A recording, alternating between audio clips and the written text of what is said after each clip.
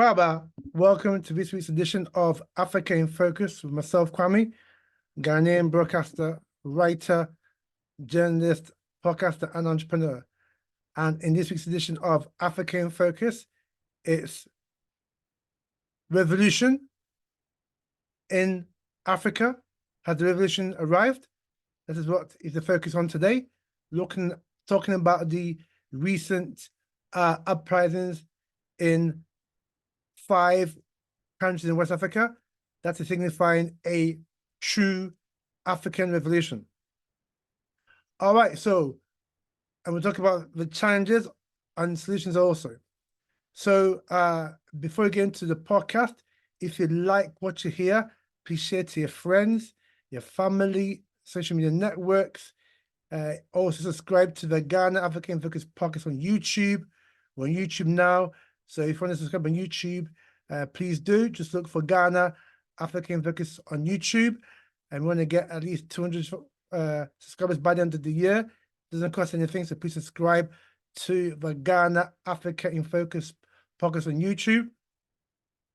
Also, hit the notification bell, meaning that every time I upload a new podcast, YouTube will notify you of that. You can also subscribe to Spotify podcasts as well. Again, look out for the Ghana Africa in Focus podcast on Spotify. And again, hit the follow button, meaning that you will also be notified by Spotify every time I release a new podcast, okay? And if you are wanting to come to Ghana, do business, even though in this climate, but we can help you with that. If you want to buy land, buy property, we do offer a consulting service where we can tailor make a package for you. So if you are interested in wanting to do business in Ghana, buy property, buy land, then I will leave you my email address in the front to a podcast, and you can arrange to book your consultation with myself, and we can give you a lot of advice, a lot of tips, what have you. All right, so let's get into the podcast, looking at revolution in Africa on this Africa Day weekend. Okay, so the 25th of May is Africa Day, or was Africa Day, and that was a day was founded upon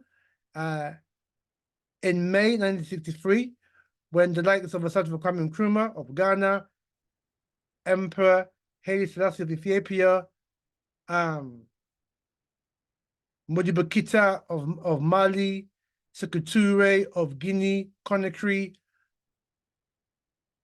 and those other great African leaders, they all met in Addis Ababa in 1963, when 32 African countries were independent. And they had that meeting to usher in a new sense of African nationalism under the guise of the African, or rather the Organization for African Unity. And the 25th of May was declared a national holiday therefrom, which many countries in Africa celebrate today. And so, that's a bit about how this day, Africa Day, was founded in 25th of May 1963, and it's celebrated throughout most of the African continent, and in some countries it's also a public holiday. But to cut a long story short, many countries in Africa, or rather all the countries in Africa, were not independent. The independence was a con plan. It was a trick by the European, who colonized us for more than 200 years after enslaving us. And so, they gave us a national anthem and a flag, but that didn't mean real independence, self-determination, forging one's destiny into their own hands, etc., etc. So, attempts by African leaders like Kwame Nkrumah, to sort of shake the yoke of white domination, Western imperialism. They were, even though Nkrumah tried to do what he did in Ghana for those 6 short years when Ghana became a republic, the enemy, the European, wanted Nkrumah basically dead, because obviously Nkrumah was a threat to them maintaining their stronghold on the African continent. And so Nkrumah was removed from power in February 24, 1966, that I call Ghana's Day of Shame. And if you are a subscriber, you can find that podcast in the archive, Ghana's Day of Shame, the removal of Kwame Nkrumah, February 24, 1966. So, you know, African emancipation, self-determination is not what the European wants, because the European has always seen Africa and African people as children that needed to be guided and that need to be sorted out the in future, or that need to be guided as to what the future is. And even more so under those African countries that were colonized by France. So if you recall, I've done a couple of podcasts about France, why France should leave Africa, and also, and within that podcast, it contains that wicked French colonial agreement within those 14 African countries that allows France to steal upwards of 1.5 trillion euros a year from these 14 African countries. So these African countries, in so-called French-speaking West Africa, are among some of the poorest in the world, because the French, under this wicked colonial agreement, has milked those countries basically dry. And so, the Africans' will to be free from European Western imperialism, have been forwarded to that, and many, many opportunities. Like I said, likes of Kwame Nkrumah, Patrice Lumumba were killed. Other leaders like, Muammar Gaddafi was killed. There've been a lot of, assassinations on African leaders since, Lumumba in 1961. For me, that was the first great assassination on the African continent, 1961, Patrice Lumumba. And so, our emancipation, our struggle for true freedom and equality as African people, right, is still something that we have yet to achieve. However, and this is the gist of my podcast today, there is a change when we see what's going on in 5 African countries. 4 of them are French-speaking, 1 of them is Portuguese. So the Portuguese country is Guinea-Bissau, and the French-speaking countries are Senegal, Mali, Burkina Faso, and Niger. These 5 countries have now begun to take off the shackles of white supremacy, Western domination, and are now charting a course whereby they are now the masters of their destinies, and also self-determining rather, the future of their people. Now, this development, and this has happened in the last 2 years, beginning with the, for me, I call it uprising, I don't call it coups, uprising against white supremacy in Africa, particularly West Africa. It began in 2022 with Mali and then Guinea-Bissau. And in 2023, we saw Burkina Faso and Niger also, have uprisings, which have been military, so to speak, but they've been bloodless, military uprisings. And then this year, 2024, I think February, we saw young brother Bismuru Faye becoming Africa's longest leader at 40 or 41 when he won the Senegal election after having been released from prison. Him and his brother Songo, having won the elections, by defeating the incumbent who wanted to hold into power, Macky Sall. Yeah. And so what we see in those 5 African countries, yeah, is a reawakening of the African spirit, in terms of the African wants to be free from Western dominance, from Western interference, and from white supremacy. And in particular, the French-speaking African countries, because if you recall, under that French colonial agreement, right, these countries literally are slaves to the French. And this is how the French make the money. Like I saw, I even saw on a Wikipedia, the GDP of France, right, which is their total income, GDP, is about 3.5 trillion euros. Yeah. Now, half of that 3.5 trillion euros is stolen from those 14 African countries. So that includes the taxes, the royalties that these countries have to pay to France, and also the fact that 95% of this country's income goes directly to the French treasury in Paris. Yeah. So France literally steals and lives off Africa. Those 14 African countries. Yeah.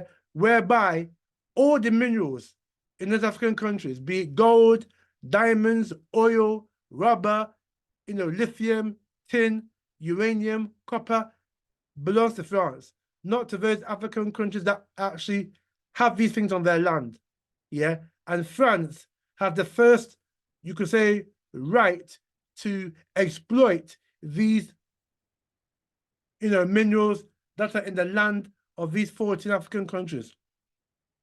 And so given this backdrop, right, and this thievery, this looting of African wealth by particular French, given this backdrop, it's not a surprise for me that 4 of the 5 African countries that have had uprisings in the last 2 years are French speaking. Because France has virtually looted, thieved these countries' wealth and, enrich France as a country. And just to give an example of what we're talking about, do you know that, Niger is the 3rd biggest, supply of uranium in the world, yeah? But did you know that 70% of France's energy comes from Niger? And Niger is literally in darkness because 70% of this uranium powers France, Areva, which is a French company that is the nuclear reactor in France that supplies France electricity. Areva, yeah, gets all its uranium to make nuclear energy from Niger. And Niger's in darkness. So for me, I'm not surprised that this uprising has happened in particular within the French-speaking African countries, because there's a massive white lash or blacklash against French domination, French rule in African countries.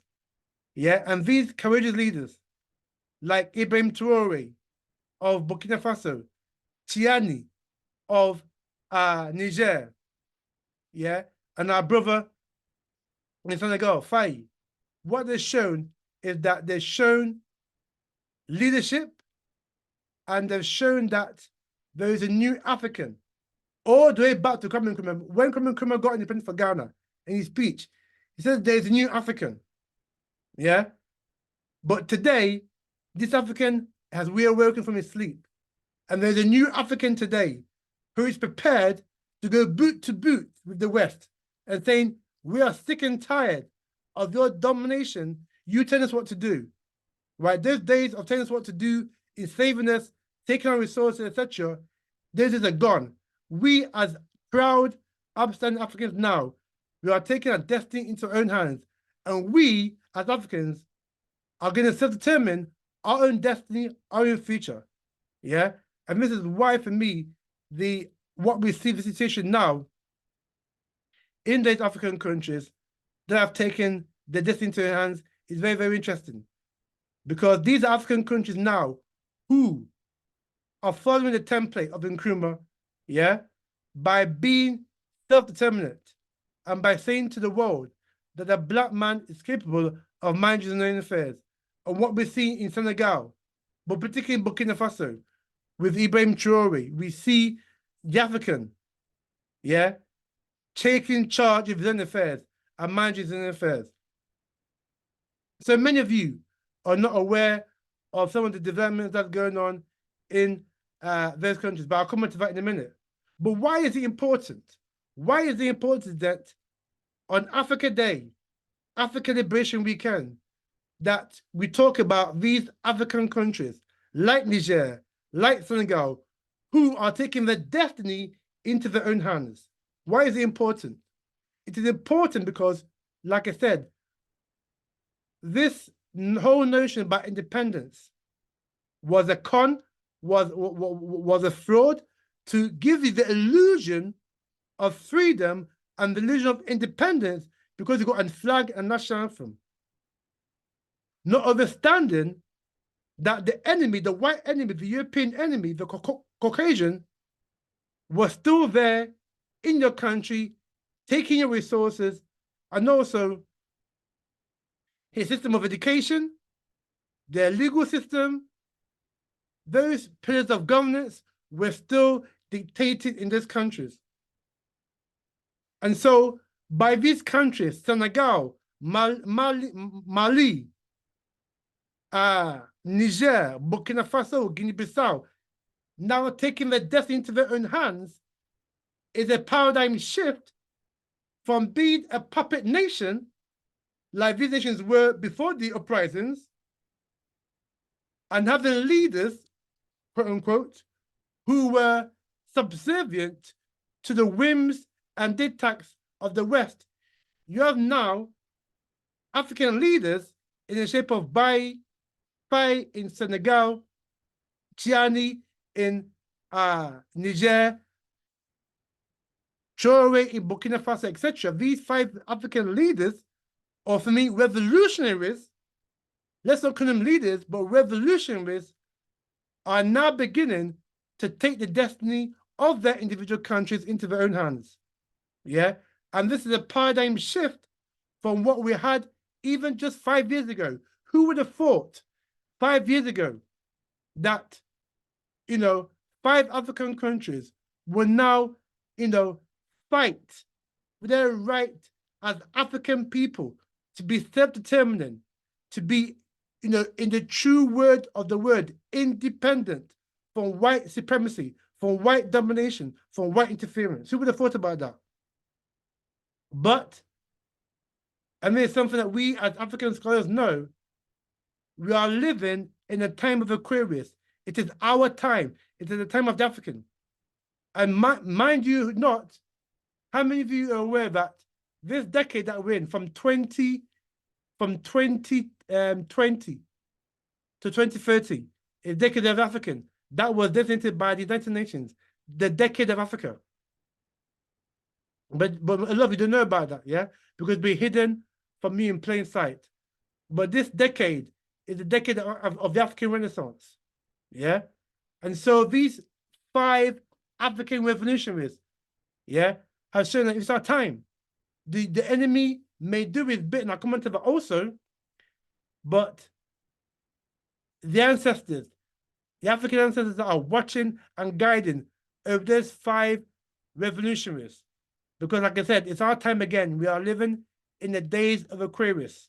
When you follow the galactic stars and the alignment and the rotation of the planets, yeah, of the solar system, right? We are living in a time of Aquarius. And the symbolism of Aquarius is that you will see the rise of the African and the European, the Asian, the Chinese, the Arab. There's not a damn thing that they can do. They may try and, bribe some of us, with their, trinkets and what have you. They may try and kill some of us, but the big picture is that it will not succeed. Because like Bob Marley said, who Jah has blessed, no man can curse. Yeah. And so the enemy, and we've seen it even in Burkina Faso, there's been attempts on Ibrahim Traore's life. There's been attempts on China in Niger, life. In Mali, there's been a couple of failed coups in Mali. Why? Because the French are now scared that these four, well, all five of them, even though Guinea-Bissau is Portuguese speaking, all five of these countries, right, make up the 14 countries that are part of that wicked French colonial agreement. So they've lost nearly half, yeah, of those countries that they had under the agreement. Now, the big one is La Côte d'Ivoire. If La Côte d'Ivoire falls, game over. It is game over for France. And this is why they are so frightened of the revolution that is sweeping French-speaking West Africa, that they will not stop at any means to stop the revolution by paying even Black people, African people, to kill their brother Traore, you know, in Burkina, like they tried to do, or Faye in Senegal, or Tiani in Niger, or the brothers in in Guinea-Bissau, or in Mali. And so, because of this, you know, desperation from the French to try and stop other African countries from joining or from, you know, self-determining their own destiny by leaving that wicked French colonial agreement, right? The French will not stoop to anything to ensure that no other country, you know, leaves the colonial agreement. Because right now, what's happening, right? You, like I said, you are seeing a paradigm shift. And I love this paradigm shift, and this is not a development that you may not have heard, but Mali, Niger, and Burkina Faso have formed a military pact whereby if one country is attacked, the other two will support them. So, for example, if Burkina Faso is attacked by a foreign or an internal enemy, Mali and Niger will come to Burkina Faso's aid. If Niger is attacked, yeah, under this military pact, Mali and Burkina Faso will come to Niger's aid. Yeah. And also, we understand that Senegal is also looking at joining this military pact as well. And I understand that all those countries have also aligned themselves with Russia, which is a very, very interesting move, because Russia may be white or European, they are Caucasians, but they have a different kind of mentality to the Western Europeans, particularly when it comes to Africa, because particularly under Putin, because they know that the Western Europeans have exploited Africa for more than 400 years, right? And even Putin said this many times. So they understand that their Western cousins, right, have no desire to emancipate African people. All the desire is to continue to subjugate African using puppets like Akufo-Addo in Ghana, Gisambé in Togo, Biya in Cameroon,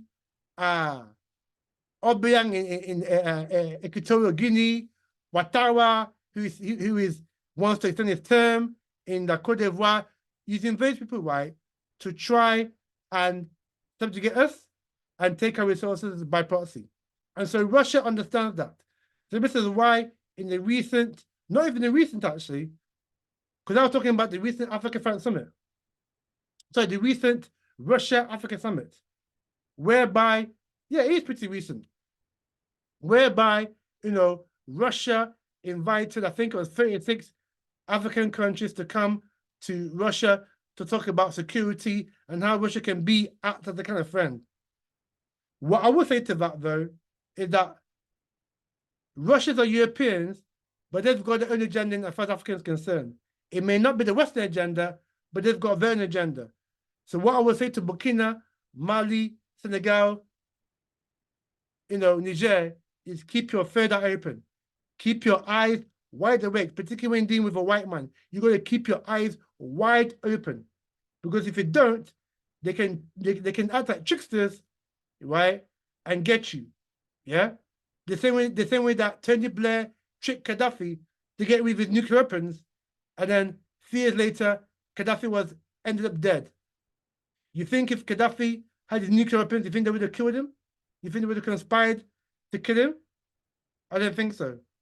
So these leaders or these revolutions got to watch out with Russia, because at the end of the day, you can't trust a white man. Like Mugabe said, the only white man can trust is a dead white man. And so in that regard, given what they've done to us, from slavery, colonization, neo-colonization, right? And for you doubts out there, you can go and read a book called, it's even on YouTube. Just put on YouTube, Confessions of an Economic Hitman, telling you what they've done to us, particularly in the last 50 years. We can't trust them. So you gotta keep your eyes wide open. African revolutionaries when dealing with Russia. But Russia knows the nature of the Western cousins.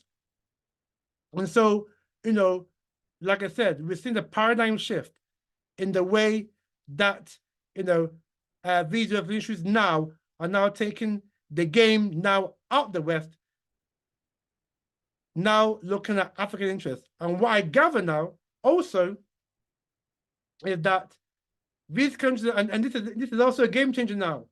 These countries now, Senegal, Mali, Niger, Burkina Faso, I'm not sure about Guinea-Bissau, but there's 4, or definitely there's 3 of them, because Senegal is still in its infancy, but it has plans to do so.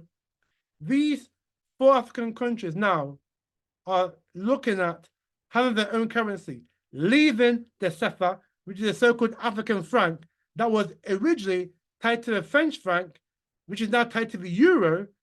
Yeah, when France joined the European currency, the ECU, in I think it was 1999, because this year it's 25 years of the European single currency. So 1999, so the African franc CFA is linked to the euro. These African countries, as part of that revolutionary act, so you got the military part. Secondly, you will now get the single currency, whereby these African countries, Mali, Senegal, etc., leave the CFA and form their own currency. That will be a game changer. And also, what we hear also in the background is that all these countries, not sure about Senegal because it's still early for Senegal, but definitely Mali, definitely Burkina Faso, and definitely Niger, they're in the process of building gold refineries. I want to say that again. Mali, Niger, Burkina Faso are all in line to build gold refineries. That is a very strategic move. Why? Because, like I said, the currency. What if they're going to use the currency to back it with? Gold. So it's a very, very strategic move that they've done to talk about, and that's not the strategic, it's revolutionary. Talk about leaving the CFA and forming your own currency, and more importantly, building a gold refinery. Because that would allow, because these 3 countries are big producers of gold. Mali, Burkina Faso, and Niger. Maybe not as big as Ghana, because Ghana is the biggest gold producer in Africa. South Africa is the second biggest producer, but these countries' gold deposits are quite huge. Mali, Burkina Faso, Niger. Yeah, and if there's gold refineries sold out of day, and gold was then used as a backative for a single currency, that is power. That is revolution. That would be a game changer. Yeah, and if that happens, right, France will be shaking in his boots big time, because now these countries will now be economically independent, and that is the key in this whole revolutionary thing. Because, like I said about Ghana, yeah, political independence is useless without economic independence. Because in Ghana right now, Ghana is not economically independent. Ghana is economically dependent on others. And that is very, very dangerous. The great Marcus Mosiah Garvey said this: any country who relies on their former oppressor for their economic survival sooner or later dies. And you see what's happening in Ghana right now? High interest rates, high inflation, high cost of borrowing, high cost of doing businesses. See where Ghana is right now? So if these countries are able to form a single currency using gold as a bucketed, right, that is a game changer. And that is something the West would never countenance. And this is why they killed Gaddafi, because Gaddafi was en route to building a single African currency using gold dinar, yeah, and also an African central bank, not the, the Bretton Woods African central bank, because that one is Bretton Woods. The African Development Bank that you see is the Bretton Woods one that is owned by the Rockefeller Rothschild cabal. That's not an African one. African by name, but African in practice. Gaddafi was going to an African central bank, whereby we Africans will be in charge of that bank, manage that bank, own that bank for African purposes and African self-determination. Yeah? And so if Mali, Niger, Burkina Faso can build these gold refineries, and we have it by the end of this year, early next year, all three of them would have built their gold refineries, and I gather that they're seeking Russian support for that. But that would be a huge game changer, and that will see a massive paradigm shift, and that will, and even Senegal will join that monetary union when it happens, not if, but when that happens. Yeah, and right now, talking of Senegal, under Faye is now saying that they're going to review all the contracts that Senegal has signed in the last 10 years, particularly on the Macky Sall. Yeah? And so this again is another revolutionary act because France has looted Senegal, doesn't pay tax, doesn't pay any royalties, particularly in the mine area. So if Faye was to do a severe audit, yeah, of these mining companies that operate in Senegal, stealing Senegal's wealth, he would find out that a lot of these companies, right, have underpaid tax, underpaid royalties, yeah, and he should get that back. And so, in closing, what we see in Guinea, Bissau, Mali, Senegal, Burkina Faso, and Niger is an act of African revolutionary change. It is an act of African defiance. It is an act of self-determination. It's not saying that we want to be free. We are no longer slaves. We are no longer colonial subjects. We are an African people, and we have a right to self-determine our own destiny without interference from anyone else. Yeah? And there'll be some Africans who will be grudges and work with the enemy, yeah, to try and, destroy what Burkina, Mali, Senegal, Guinea-Bissau, and Niger are doing. But like I said, we are living in the age of Aquarius, and there ain't a damn thing these people can do. They will try, and they have done, but they will not succeed. And so on this Africa Day, I salute the 5 African revolutionaries, and we hope that, of African countries, the people in those of African countries, Ghana, Nigeria, Sierra Leone, the Gambia, Chad, Mauritania, South Africa going to pose, on Wednesday.